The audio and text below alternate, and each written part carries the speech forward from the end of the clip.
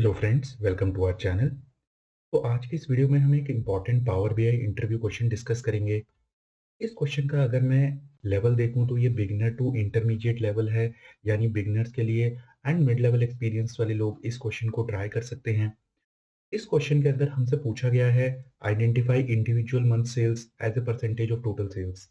तो कहने का क्या मतलब है, अगर मैं इजी टर्म्स में समझाऊं तो हमारे पास डिफरेंट मंथ्स की सेल्स होंगी। जैसे इस तरीके से फरवरी, मार्च, इस तरीके से मेरे पास डिफरेंट मंथ्स की सेल्स होंगी। Let suppose 100, 200 and 300। तो कुछ इस तरीके की सेल्स होंगी। तो यहाँ पे अगर मैं टोटल सेल्स देखूं तो it is our 600 will be our total sales. तो हमें निकालना है 100 डिवाइडेड बाय 600 कितना आता है, 200 डिवाइडेड बाय 600 कितना, एंड सिमिलरली 300 डिवाइडेड बाय 600। तो इस तरीके से जो हमारी परसेंटेज फिगर आएंगी वो हमें कैलकुलेट करनी है इस क्वेश्चन में। तो क्वेश्चन काफी इनिशियल है कि अगर आप देखेंगे इजी टर्म्स में, आप समझने के बाद अगर देखेंगे तो क्वेश्चन काफी इजी है। पर इसके अंदर कौन सा डेक्स फंक्शन यूज करना है, किस तरीके से हमें डिवीजन एप्लीकेशन अप्लाई, डिवीजन की जो हमारा डिवीजन डेक्स फंक्शन होता है उसकी एप्लीकेशन यहाँ पे बहुत इंपॉर्टेंट हो जाती है। तो यहाँ पे हम ये देखेंगे कि किस इंपॉर्टेंट डेक्स फंक्शन का यूज करके हम अपने आउटपुट को डिराइव कर सकते हैं। आउटपुट प्रीटी सिंपल होगा। आउटपुट के बेसिस पे हम अपनी एनालिसिस परफॉर्म कर सकते हैं, ओवरऑल ट्रेंड देख सकते हैं डिफरेंट मंथ्स में क्या रहा है सेल्स का। तो अब एक बार हम इस इंटरव्यू क्वेश्चन के सॉल्यूशन को डिराइव कर लेते हैं। सबसे पहले हम क्या करेंगे, हम अपने डेटा को इंपोर्ट कर लेंगे। तो हमारे पास जो ये गेट डेटा करके ऑप्शन होता है, यहाँ पे जाके हम अपने टेक्स्ट सीएसवी, क्योंकि मेरी फाइल सीएसवी फॉर्मेट में है तो टेक्स्ट स्लैश सीएसवी ऑप्शन को सेलेक्ट करूंगा और मैं अपने डेटा को इंपोर्ट कर लूंगा। अभी के केस में मैंने क्या किया है, अपने डेटा को ऑलरेडी इंपोर्ट, अपनी सीएसवी फाइल को अगर मैं यहाँ दिखाऊं तो ये ऑलरेडी मैंने इंपोर्ट करके यहाँ पे सीएसवी फाइल को रखा हुआ है। तो मेरे को दोबारा से इंपोर्ट नहीं करना है, आप लोगों को फर्स्ट टाइम जो मैं फाइल शेयर करूंगा उसको इंपोर्ट करना होगा। अब एक बार इस जो हमने फाइल को इंपोर्ट किया है इसके डेटा को समझ लेते हैं टेबल व्यू में जाके। तो जब मैं टेबल व्यू में जाता हूँ तो यहाँ पे मेरे पास कुछ इस तरीके की ये डेटा आ गया है, फाइल का रिफ्लेक्ट हो रहा है। यहाँ पे मेरे पास दो कॉलम है, date column and sales column. ये दोनों ही कॉलम्स की हेल्प मुझे लगेगी अपनी क्वेरी को सॉल्व करने के लिए। तो एक बार मैं क्या करूँगा, यहाँ पे अपने डेट कॉलम का फॉर्मेट में चेंज कर दूंगा यहाँ पे, ताकि आप लोगों को और चीज़ें क्लियर हो पाए। तो मैंने M M D D Y by Y format में यहाँ पे MM एंड 4 टाइम्स वाई इस फॉर्मेट में अपनी डेट को ले आया हूँ। तो अब आपको क्लियर होगा कि मेरे पास एक डेट कॉलम है जिसका डेटा टाइप डेट है, एंड एक सेल्स कॉलम है जिसका डेटा टाइप डेसिमल नंबर है। तो अब हमारे को अपनी टेबल का फेयर बिट ऑफ आइडिया हो चुका है। अगर हम दोबारा से अपने क्वेश्चन की ओर जाते हैं जहाँ पे इंडिविजुअल मंथ सेल्स निकालनी है, तो हमारे पास डायरेक्टली मंथ का डेटा गिवन नहीं है, हमारे पास डेट का डेटा गिवन है। अब फ्रेंड्स कुछ लोग क्या करते हैं, डायरेक्टली मंथ की कैलकुलेशन करके मंथ की फिगर यहीं पे ले आते हैं और अपने जो एक्टिविटी है या सोल्यूशन है उसको डिराइव करने की कोशिश करते हैं। पर जैसे मैंने अपने एक इंटरव्यू क्वेश्चन में बताया था कि मैं कभी भी डायरेक्टली डेट कॉलम का यूज़ यहाँ से नहीं करता हूँ। अपनी फैक्ट टेबल से मैं क्या करता हूँ, एक कैलेंडर टेबल बनाता हूँ एंड कैलेंडर टेबल के को इस जो मेरी फैक्ट टेबल होगी इसके साथ जॉइन करता हूँ, एंड देन जो कैलेंडर टेबल की डेट होगी या मंथ या क्वार्टर जो भी होगा उसको यूज़ करूँगा। तो अगर मैं इन शॉर्ट बताऊँ तो मैं क्या करता हूँ, मैं एक कैलेंडर टेबल को बनाता हूँ सबसे पहले। कैलेंडर टेबल को फिर मैं क्या करता हूँ, यहाँ पे मेरे को मान लीजिए डेट के साथ साथ क्वार्टर एंड मंथ, वीक, इस तरीके से अगर जो भी मेरे को रिक्वायर्ड कॉलम्स की जिस भी कॉलम्स की रिक्वायरमेंट होगी उनको लिख लेता हूँ। फाइनली मैं इस कैलेंडर टेबल को जॉइन कर देता हूँ डेटा मॉडल टैब में जाके, किससे, अपनी फैक्ट टेबल से, जो भी मेरी फैक्ट टेबल होगी उसके साथ मैं जॉइन कर दूंगा। तो मैं कुछ इस तरीके से अपने आउटपुट को हमेशा ड्राइव करता हूँ। तो आज के केस में मैं यही करूँगा। तो मैं कैलेंडर टेबल की मैंने स्क्रिप्ट ऑलरेडी रेडी की हुई है। अगर आपने कैलेंडर टेबल कैसे बनाना है ये नहीं समझा है तो मैं एक वीडियो का लिंक शेयर कर दूंगा डिस्क्रिप्शन सेक्शन में, आप उसको जरूर जाके चेक कीजिएगा, क्योंकि वहाँ पे मैंने डिटेल में बताया कि कैलेंडर टेबल कैसे डिज़ाइन होती है। तो अभी के केस में हम अपने टाइम को सेव करेंगे और डायरेक्टली स्क्रिप्ट को यूज़ कर सकते हैं। तो मैंने क्या किया हुआ है, मैंने एक अपनी कैलेंडर टेबल के स्क्रिप्ट ऑलरेडी लिखी हुई है, डैक्स कोड ऑलरेडी लिखा हुआ है। मैं आप लोगों को दिखा देता हूँ। ये डैक्स कोड मैंने ऑलरेडी लिखा हुआ है। तो हम इसको क्या करेंगे, हम इसको यूज़ करेंगे एक न्यू टेबल बनाने के लिए। तो मैं क्या करूँगा, मैं मॉडलिंग सेक्शन में जाऊँगा एंड यहाँ पे न्यू टेबल क्लिक कर दूंगा। क्योंकि मुझे एक कैलेंडर लुकअप टेबल बनानी है, कैलेंडर टेबल बनानी है। एंड हम एनलार्ज कर लेते हैं, जिसको मैं यहाँ कॉपी पेस्ट कर दूंगा। ओके, तो ये मेरी कैलेंडर टेबल बन के आ जाएगी। ये स्क्रिप्ट मैंने ऑलरेडी हैंडी रखी हुई है। इस स्क्रिप्ट के डिटेल्स मैंने एक वीडियो बनाई थी, how to make a calendar table in 9 minutes. वहाँ पे आपको इसके डिटेल्स मिल जाएंगे कि इसके अंदर किस तरीके से हम कॉलम्स को ऐड करते हैं। अभी ब्रीफली मैं आप लोगों को यहाँ बता देता हूँ। जैसे मैंने क्या किया हुआ है, यहाँ पे एक ऐड कॉलम टेक्स्ट फंक्शन को लिया है। ऐड कॉलम्स इसलिए लिया है क्योंकि अगर मैं चाहता तो मैं सिंपली कैलेंडर फंक्शन का यूज करके अपने कैलेंडर टेबल बना लेता, पर उससे मेरे को केवल एक डेट कॉलम मिलता। मेरे को जो बाकी कॉलम्स लेने थे, जैसे year, quarter, month number, month name, ये सारे मुझे उस टेबल, जो कैलेंडर टेबल है, उसमें ऐड करने हैं। इसलिए मैंने ऐड कॉलम्स टेक्स्ट फंक्शन लिया है। और बाद में जो मेरे को रेस्पेक्टिव कॉलम चाहिए होंगे, मेरे को विजन रख के, बेसिकली क्या होता है, कैलेंडर टेबल को हम इस तरह से बनाते हैं कि हम अपना लॉन्ग टर्म विजन रखते हैं कि फ्यूचर में भी अगर मुझे कुछ कॉलम चाहिए होंगे तो वो कौन कौन से हो सकते हैं।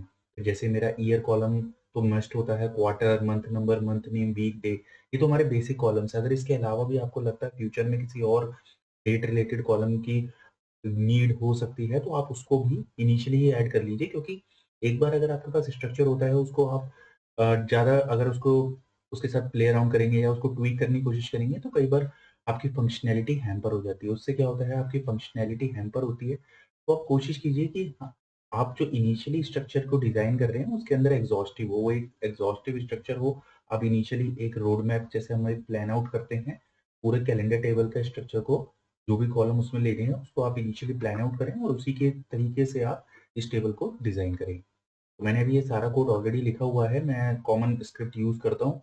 यहाँ पे भी मैंने उसको कॉपी पेस्ट कर दिया। बस यहाँ पे समझाने वाली बात ये थी कि जो कैलेंडर टेबल है, उसके अंदर मैंने कैलेंडर टेक्स्ट फंक्शन लिया है, जिसके अंदर 2 आर्गुमेंट है, minimum of this fact table date and maximum. तो जो मेरी रेंज रहेगी, वो minimum of fact table date to maximum of fact table date जो है, वो रहेगी। जैसे अगर मेरे पास फैक्टेबल में 1 जनवरी 2022 से 31 दिसंबर 2022 का डेटा है, तो उसी रेंज में ही मेरा डेटा इसके अंदर आएगा, इस कैलेंडर टेबल में। एंड इसके बाद year, quarter, month number, month name, ये तो जो हमारे नॉर्मल कॉलम्स थे, मैंने यहाँ पे डाल दिए हैं। तो आई होप ये आप लोगों को कैलेंडर टेबल कैसे डिज़ाइन होती है, ये समझ आया होगा। इसका डिटेल मैंने जैसे बताया, उस वीडियो का लिंक मैं आप लोगों के साथ डिस्क्रिप्शन सेक्शन में शेयर कर दूँगा। आप उसको जाके चेक कर लीजिएगा। अब जब मेरे पास कैलेंडर टेबल बन के आ जाएगी, तो मैं क्लियर कर देता हूँ। इसको जैसे ही हम ओके करेंगे, मेरे पास कैलेंडर टेबल यहाँ बन के आ जाएगी। तो आप देख सकते हैं यहाँ पे पास यहाँ आपके पास कैलेंडर टेबल बन के आ चुकी है। ये आपके पास कैलेंडर टेबल आ गई। अब हम इसको यूज़ करेंगे। पर इम्पोर्टेंट है, इसको यूज़ करने से पहले फ्रेंड्स, तो यूज़ करने से पहले एक बात बहुत इम्पोर्टेंट होती है कि आप लोगों को इन डेटा मॉडलिंग के थ्रू अपनी फैक्ट टेबल डेटा मॉडलिंग के थ्रू आप लोगों को अपनी फैक्ट टेबल और जो न्यू टेबल आपने बनाई है अभी, कैलेंडर टेबल, को ज्वाइन करना रहता है। तो हम इसको ज्वाइन करेंगे अपने कैलेंडर टेबल के। तो ये बहुत ही इंपॉर्टेंट एक्टिविटी होती है, इसके स्किप मत कीजिएगा, वरना आउटपुट आपका करेक्ट नहीं आएगा। तो हम ये एक्टिविटी परफॉर्म कर लेते हैं। तो इसको हम एक बार क्रॉस कर देंगे, परफेक्ट। एंड मॉडल व्यू में जाएंगे। मॉडल व्यू बहुत इंपॉर्टेंट होता है। कभी भी आप इस सेक्शन को इग्नोर मत कीजिए, क्योंकि यहीं पे आपको मेन आपकी डेटा मॉडलिंग की एक्टिविटी परफॉर्म करते हैं। तो जैसे आप यहाँ देख सकते हैं, जैसे मेरे पास डेट कॉलम है, मैं इस डेट कॉलम के साथ मैच कर दूंगा यहाँ पे, तो हमारा जो रिलेशनशिप स्टैब्लिश हो जाएगा। अब यहाँ पे बहुत ही एक इंटरेस्टिंग चीज़ हुई कि ये 1 टू 1 रिलेशनशिप आ गया है। इसका मतलब ये है कि मेरे पास सिंगल डेट्स ही यहाँ पे फैक्ट टेबल में यूज़ हुई हैं, और एक डे पे सिंगल ही डेटा है मेरा, मल्टीपल बार एक डेट नहीं आई है। तभी ये 1 टू 1 मैपिंग हुई है इन कैलेंडर टेबल और सेल्स ऑर्गेनाइजेशन टेबल में। पर जनरली अगर मैं बताऊँ आप लोगों को अपने पर्सनल एक्सपीरियंस से, होता क्या है कि हमारे पास कैलेंडर टेबल होती है, और कैलेंडर टेबल के अंदर जो डेट है, उस डेट के अंदर, उस डेट पर मल्टीपल ट्रांजैक्शंस हुई होंगी, मल्टीपल सेल्स हुई होगी। तो आपको जनरली फैक्ट टेबल में एक डेट पे मल्टीपल सेल्स फिगर दिखती हैं। पर अभी के केस में, क्योंकि ये डेमो पर्पस के लिए टेबल्स बनी है, तो यहाँ पे 1 टू 1 ही रिलेशनशिप आया है, यानी एक डेट पे सिंगल ही सेल हुई है। तो अब हम क्या करेंगे, अब हम एक बार दोबारा से अपने क्वेश्चन को देख लेते हैं। यहाँ पे identify individual month sales as a percentage of total sales, तो हमारा ये क्वेश्चन था।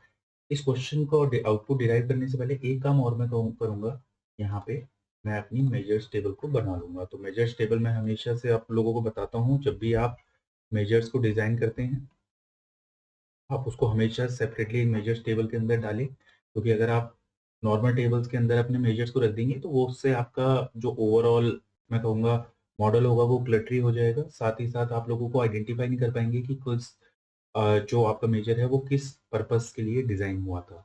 I will always recommend always use our design measures table and place your measures inside this measures table only. तो मेरी मेजर्स टेबल बन चुकी है यहाँ पे। मैं क्या करूँगा, न्यू मेजर करूँगा। परफेक्ट। तो अब मैं जैसे ही न्यू मेजर करूँगा, अब मेरे को आउटपुट को डिराइव करना है। यहाँ पे मैं कुछ ऐसा करके इसका नाम दे दूँगा, परसेंटेज ऑफ सेल। ओके। अब सबसे पहले मुझे क्या करना है, यहाँ पे मैं एक इम्पोर्टेंट डेक्स फंक्शन जो होता है रिमूव फिल्टर्स, उसका यूज़ करने वाला हूँ, रिमूव फिल्टर्स का। उसका यूज़ मैं क्यों करने वाला हूँ? क्योंकि रिमूव फ़िल्टर की हेल्प से मुझे टोटल फ़िगर मिलेगी, जो मुझे डिनोमिनेटर में यूज़ करनी है। जो मुझे टोटल फ़िगर ऑफ सेल्स चाहिए, वो मुझे मिलेगी यूज़िंग रिमूव फ़िल्टर्स। तो मैं अभी के लिए यही करूँगा, मैं रिमूव फ़िल्टर का यूज़ करूँगा। ये इम्पोर्टेंट डेक्स फंक्शन होता है। इस डेक्स फंक्शन की हेल्प से मैं क्या करूँगा, टोटल फिगर ऑफ सेल्स, जो टोटल सेल्स फिगर होगी, वो आइडेंटिफाई करने में हेल्प होगी। एंड देन मैं क्या करूँगा, सिंपली डिवाइड कर दूँगा अपने नॉर्मल जो हमारी सेल्स फिगर है, उसको डिवाइडेड बाय जो यहाँ से जो फिगर आएगी, उसको डिवाइड कर दूँगा मैं, और मेरा आउटपुट आ जाएगा। As simple as that. तो अब मैं करूँगा क्या, मैं सबसे पहले यहाँ पे कैलकुलेट हम लिखेंगे यहाँ। एंड एक काम और कर सकते हैं हम, पहले टोटल सेल्स के लिए हम एक ऑलरेडी एक मेजर डिज़ाइन कर लेते हैं यहाँ पे, और उसको हम रीयूज़ भी कर लेंगे। यहाँ मैं क्या करूँगा, सबसे पहले सिंपली टोटल सेल्स जो है मेरी, उसके लिए एक मेजर डिज़ाइन कर लेता हूँ, जिससे मेरी रीयूज़ेबिलिटी भी बढ़ेगी इस मेजर डिज़ाइन करने से। तो मैं यहाँ पे सिंपली क्या करूँगा, sum of, as simple as that. तो मैंने यहाँ क्या किया है, यहाँ पे जो मेरी सेल्स फैक्ट टेबल थी, इसकी जो सेल्स थी उसको मैंने यहाँ टोटल करके रख लिया है। ये टोटल क्यों किया है अभी मैं आपको समझाऊँगा आगे। तो यहाँ पे ये टोटल सेल्स की फिगर मेरे पास आ चुकी है, इसको हम ओके कर देंगे। ये मेरा एक मेजर बन गया है। जब मैंने ये टोटल सेल्स वाला अपना मेजर डिज़ाइन कर लिया है, इसके बाद मैं क्या करूँगा, जैसे हम बना रहे थे जो है अपना ओरिजिनल मेजर, उसको यहाँ पे बना लेंगे। तो परसेंटेज ऑफ टोटल सेल्स हम यहाँ बना रहे थे, तो इसी मेजर को हम दोबारा से बनाते हैं। मैंने क्यों होल्ड कर दी थी ये एक्टिविटी, क्योंकि मैं एक बार चाह रहा था कि टोटल सेल्स की जब अगर मेरे पास मेजर ऑलरेडी हैंडी होगा, तो मेरे को बार-बार वो सम ऑफ जो सेल्स लिखने वाले एक्टिविटी है, मैं उससे बच पाऊँगा। तो अब मैं क्या करूँगा यहाँ पे, सबसे पहले जो मेरी डिनोमिनेटर की फिगर है, मैंने जैसे आपको बताया था विद रिमूव फ़िल्टर मैं वो डिनोमिनेटर की फिगर बनाने की कोशिश करूँगा। तो यहाँ सिंपली मैं अभी वैट डीआर लिख देता हूँ, दैट इज़ डिनोमिनेटर। एंड यहाँ पे मैं क्या करूँगा, क्वेश्चन में टोटल सेल्स को डाल दूँगा।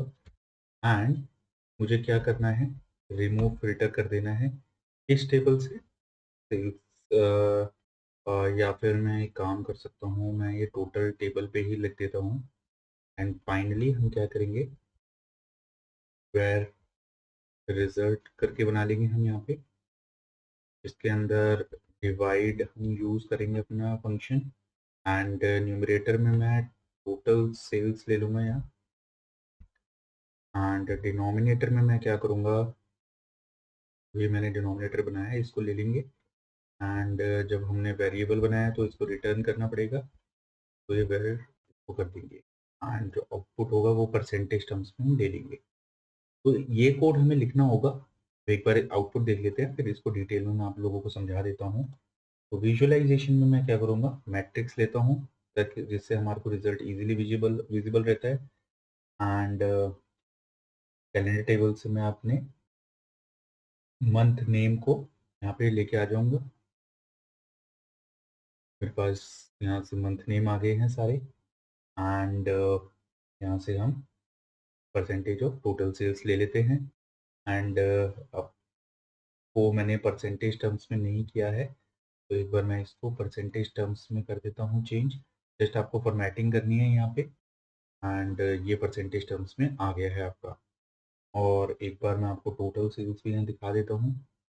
तो जैसे आप देख सकते हैं ये मेरी टोटल सेल्स की ये फिगर थी एंड हुआ क्या है, यहाँ पे बेसिकली 8.47 अगर मैं आप लोगों को बताऊँ किस तरीके से डिराइव हुआ है, तो जैसे ये 8.47 की वैल्यू कैसे डिराइव हुई, तो मेरा जो 15,500.89 वैल्यू थी दैट इज डिवाइडेड बाय 182,975.34 200। तो इस तरीके से आपको ये वैल्यू मिल जाएगी, इसीलिए जो सब्सिक्वेंट वैल्यूज है इसी तरीके से वो भी आउटपुट में आई हैं। अब एक बार मैं अपने कोड को भी यहाँ समझा देता हूँ आप लोगों को। तो एक बार हम अपने जब मेजर को ओपन कर लेते हैं यहाँ पे, तो मेजर बहुत ही सिंपल था। यहाँ पे हमने क्या किया था, सबसे पहले डिनोमिनेटर की फिगर बनाई जिसमें रिमूव फिल्टर लिया। रिमूव फिल्टर जो होता है इट इज कैलकुलेट मॉडिफायर, तो इसने जो भी फिल्टर का इम्पैक्ट था उसको रिमूव कर दिया, जो भी हमारा फिल्टर का इम्पैक्ट आया था उसको रिमूव कर दिया एंड क्या किया, टोटल फिगर्स दिखा दी एंड देन उस हमने क्या किया, जो हमारे पास सेल्स थी फॉर ईच मंथ उसको डिवाइड कर दी टोटल फिगर से एंड आउटपुट यहाँ पे आ गया है। तो इस तरीके से हमारा रिमूव फिल्टर की हेल्प से हमने क्या किया, डिनोमिनेटर ड्राइव किया, यानी टोटल फिगर यहाँ पे ड्राइव की। वो कैसे आउटपुट आ पाया, क्योंकि रिमूव फिल्टर ने जो भी फिल्टर का कॉन्टेक्स्ट था उसको, जो फिल्टर कॉन्टेक्स्ट था उसको रिमूव कर दिया एंड जो टोटल फिगर थी यहाँ पे डिस्प्ले कर दी थी। तो एक बार मैं आप लोगों को दिखाता हूँ किस तरीके से हुआ। तो जैसे ये जो इनिशियल फिल्टर कॉन्टेक्स्ट होता है, जैसे आपने अप्रैल अगस्त ये आप सब देख पा रहे हैं, इसके इम्पैक्ट को नलीफाई कर दिया था किसने, रिमूव फिल्टर ने। तो यहाँ पे टोटल फिगर आ गया। अगर मैं आप लोगों को सिंपली एक चीज दिखा देता हूँ आप लोगों को, अगर मैं यही करके एक मेजर और डिजाइन करूँ आप लोगों को ये एंड यहाँ पे मैं दिखा देता हूँ, तो मैं इस तरीके से लेट सपोज रिमूव फिल्टर करके मैं इस तरह से इसका नाम दे देता हूँ एंड यहाँ पे इसको दे देते हैं हम और इसको ओके कर देते हैं एंड अगर मैं इस मेजर को भी यहाँ पे ले आता हूँ पुट करके, तो आप देख सकते हैं, इसको मैं थोड़ा जूम कर देता हूँ लोगों को ताकि क्लियरिटी में आए। अब आप देख सकते हैं, ये देखिए, ये जो है ये मेरा रिमूव फिल्टर लगने के बाद आया। तो हो क्या रहा है, मुझे क्या करना था, ये 15,500 वाली फिगर को न्यूमरेटर में रखना था और 182,975, तो ये भी मेरी फिगर है, तो ये भी मेरी फिगर है यहाँ पे, ये मेरे को डिनोमिनेटर में रखनी थी। अब यहाँ पे डिनोमिनेटर बेसिकली मेरे को right side as a column में ये वैल्यू चाहिए थी।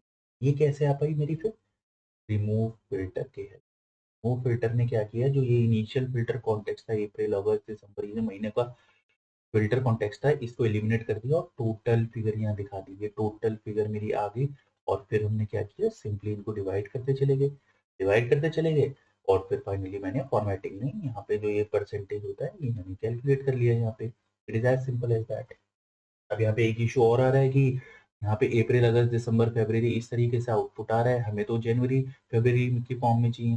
अब ये भी देख लेते हैं किस तरीके से हम इसको ठीक कर सकते हैं। तो उसके लिए मुझे क्या करना पड़ेगा, यहाँ पे दोबारा से मॉडलिंग टैब में आना पड़ेगा। तो मैं क्या करूंगा, अपने मॉडल व्यू में आऊंगा एंड ये जो मंथ नेम है ये मेरा एक कॉलम था जिसकी हेल्प से हमारी जनवरी फरवरी की फिगर आ रही थी। अब मैं क्या करूंगा, यहाँ जैसे ही मंथ नेम को क्लिक करूंगा, यहाँ पे आ रहा होगा डेटा टाइप फॉर्मेटिंग, तो मैं एडवांस सेक्शन में जाऊंगा। यहाँ सॉर्ट बाय कॉलम होता है, ये होता है हमारा sort by column. This is very important property. हम क्या करते हैं, डेटा मॉडलिंग को तो कभी सीरियसली लेते ही नहीं है। यहाँ पे ये जो सॉर्ट बाय कॉलम है ना, ये आपको याद रखना है, इसकी हेल्प से आप ये सारा जो इशू था जब अगस्त अप्रैल अल्फाबेटिकली आ रहे थे उसको एलिमिनेट कर सकते हैं। तो मैंने क्या किया है, sort by other than month name month number कर दिया, तो अब मेरा जो आउटपुट होगा वो ठीक हो जाएगा। एंड बहुत इंपॉर्टेंट बात है, आप लोग जब कैलेंडर टेबल बना रहे हैं तो मंथ नंबर को ले। अब यही मैंने आप लोगों को बताया था कि आप लोग एंटिसिपेट नहीं करते कॉलम्स, आपको लगेगा मंथ नंबर तो मुझे यूज ही नहीं करना तो मैं क्यों बनाऊं। ऐसा नहीं है, अगर आप मंथ नंबर को बनाएंगे उसी की हेल्प से आप क्या कर पाएंगे, यहाँ पे सॉर्ट कर पाएंगे मंथ नंबर को के बेसिस पे एंड जो आपका आउटपुट आएगा अब यहाँ पे करेक्ट हो जाएगा, क्योंकि अब आपने 1 2 3 जो भी 12 मंथ्स होते हैं उनको मंथ नंबर के बेसिस पे सॉर्ट कर दिया है इस मंथ नेम को। तो आपके जैन, फेब, मार्च, अप्रैल जो भी करेक्ट ऑर्डर होता है महीनों का वो यहाँ पे आ गया है। तो इस तरीके से आप ये भी बेसिकली एक इंटरव्यू क्वेश्चन है। मैं आप लोगों को अगर बताऊं तो इंटरव्यूअर कई बार पावर बीआई में बहुत ही बेसिक क्वेश्चन पूछता है। तो यही कहेगा कि आपके पास अप्रैल ऐसे अल्फाबेटिकली इस तरीके से मंथ्स आ रहे थे, अब आपको मुझे जनवरी जो था उसको फर्स्ट मंथ की तरह दिखाना था। अब आप क्या करेंगे, आपको बोलना है सॉर्ट बाय जो हमारा रहता है सॉर्ट बाय कॉलम, वहां पे जाएंगे और सॉर्ट कर देंगे on the basis of month number. और मंथ नंबर हमने कॉलम अपना जो कैलेंडर डायमेंशन है उसके अंदर बना के रखेंगे। तो इस तरीके से आप इंटरव्यूअर को आंसर दे सकते हैं क्वेश्चन का। तो मैंने इस वीडियो में, अगर मैं आप लोगों को समराइज करूं, तो मैंने इस वीडियो में आप लोगों को इम्पोर्टेंस ऑफ कैलेंडर डायमेंशन की क्या यूसेज होता है वो बताया। रिमूव फिल्टर जो इम्पोर्टेंट हमारा मैं कहूँगा डैक्स फंक्शन होता है उसका यूसेज बताया प्रैक्टिकल। तीसरा मैंने आपको बताया कि किस तरीके से सॉर्ट बाय कॉलम आप यूज कर सकते हैं। तो इस तरीके से हमारे को ये 3 कॉन्सेप्ट इस वीडियो में सीखने को मिले।